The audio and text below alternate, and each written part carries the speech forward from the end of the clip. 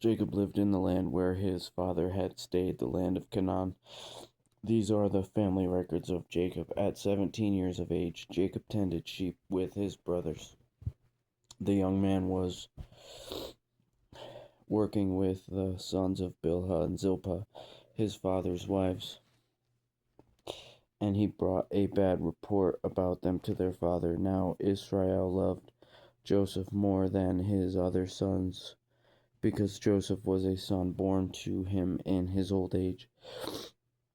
And he made a robe of many colors for him. When his brothers saw that their father loved him more than all his brothers, they hated him and could not bring themselves to speak peaceably to him. Then Joseph had a dream. When he told it to his brothers, they hated him even more. He said to them, "Listen to this dream I had. There we were binding sheaves of grain in the field. Suddenly my sheaf stood up, and your sheaves gathered around it and bowed down to my sheaf. Are you really going to reign over us?" His brothers asked him, "Are you really going to rule us?" So they hated him even more because of his dream and what he had said.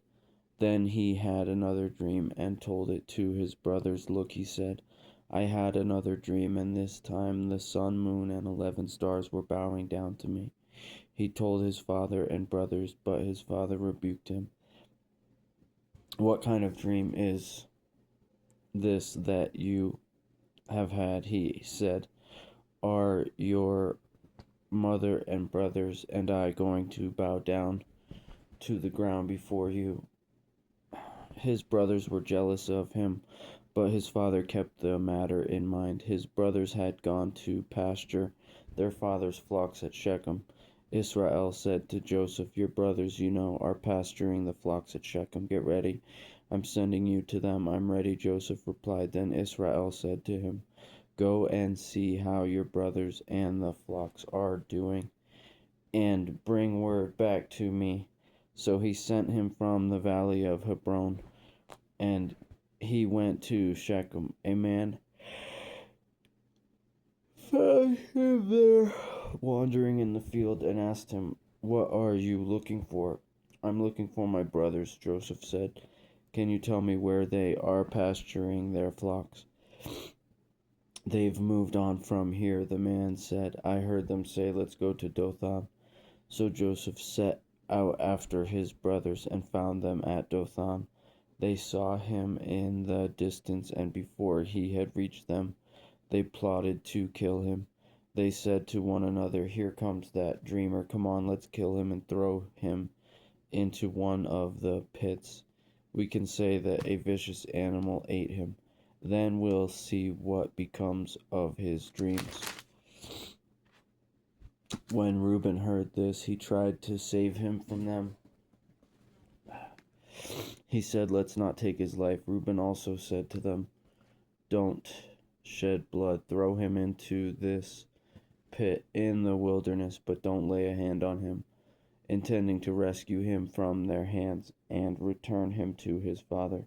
When Joseph came to his brothers, they stripped off his robe, the robe of many colors that he had on. Then they took him and threw him into the pit. The pit was empty. There was no water in it. Then they sat down to eat a meal. They looked up, and there was a caravan of Ishmaelites coming from Gilead. Their camels were carrying aromatic gum, balsam, and resin, going down to Egypt. Then Judah said to his brothers, "What do we gain if we kill our brother and cover up his blood? Come, let's sell him to the Ishmaelites and not lay a hand on him, for he is our brother, our own flesh." His brothers agreed. When Midianite traders passed by, they pulled Joseph out of the pit and sold him for 20 pieces of silver to the Ishmaelites, who took Joseph to Egypt. When Reuben returned to the pit and saw that Joseph was not there, he tore his clothes. He went back to his brothers and said, "The boy is gone. What am I going to do?" So they took Joseph's robe, slaughtered a young goat, and dipped the robe in its blood. They sent the robe of many colors to their father and said, "We found this. Examine it. Is it your son's robe or not?" His father recognized it. "It is my son's robe," he said. "A vicious animal has devoured him.